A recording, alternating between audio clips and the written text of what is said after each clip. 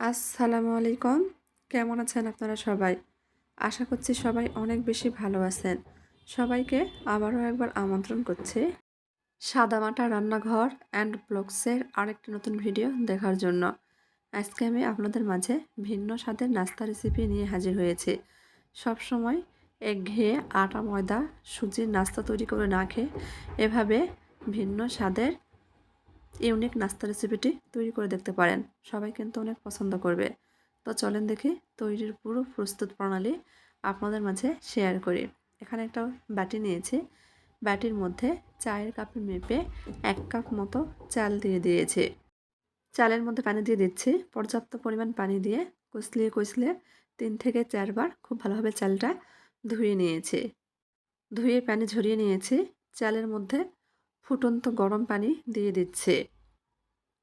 এই ফুটন্ত গরম পানির মধ্যে আধা ঘন্টা মতো চালটা ভিজিয়ে রেখেছিলাম। আধা ঘন্টা পর চালটা দেখিয়ে দিচ্ছি, দেখেন খুব ভালোভাবে ভিজে গেছে। চালটা খুব সহজেই কিন্তু ভেঙে নেওয়া যাচ্ছে। আঙুল দিয়ে একটু চাপ দিলেই 2 ভাগ হয়ে যাচ্ছে। তার মানে চালটা খুব ভালোভাবে ভিজে গিয়েছে। এখন পানি সহই চালটা ব্লেন্ডারের জারের মধ্যে দিয়ে দেব। যেহেতু হাতে সময় ছিল না, সেজন্য এখানে ফুটন্ত গরম পানি ব্যবহার করেছি। হাতে সময় থাকলে 2 থেকে 3 ঘন্টা নর্মাল পানি দিয়ে চালটা ভিজিয়ে রাখতে পারেন। চাল দিয়ে দিয়েছি। এর মধ্যে ছোট সাইজের একটা আলু সেদ্ধ করে খোসা ছাড়িয়ে রেখেছিলাম দিয়ে দিচ্ছি। দিয়ে দিচ্ছি ছোট সাইজের একটা পেঁয়াজ, 2টা মতো কাঁচামরিচ। কাঁচামরিচটা মাঝখানে ভেঙে দিয়েছি।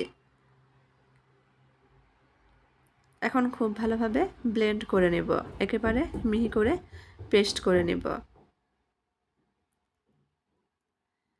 ব্লেন্ড করে নিয়েছি। একটা বোলের মধ্যে ঢেলে নিচ্ছি।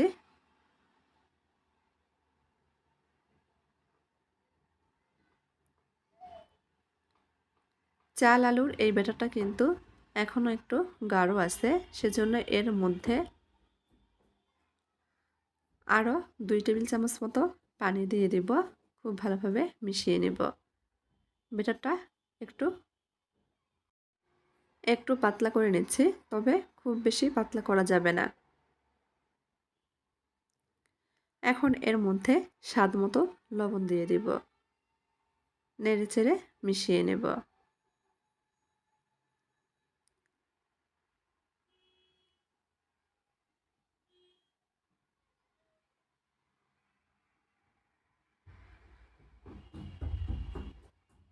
খুব ভালোভাবে মিশিয়ে নিয়েছি। এখন এর ঘনত্বটা দেখিয়ে দিচ্ছি, দেখেন ঠিক এইভাবে ব্যাটার তৈরি করে নিতে হবে।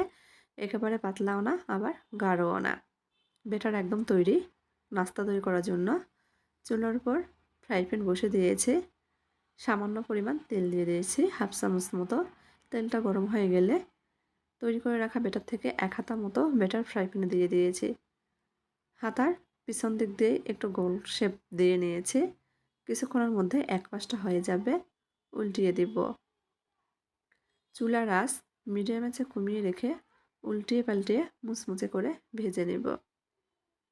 একবার এভাবে ঘরে তৈরি করে দেখুন, সকালের নাস্তা কিন্তু জমে যাবে।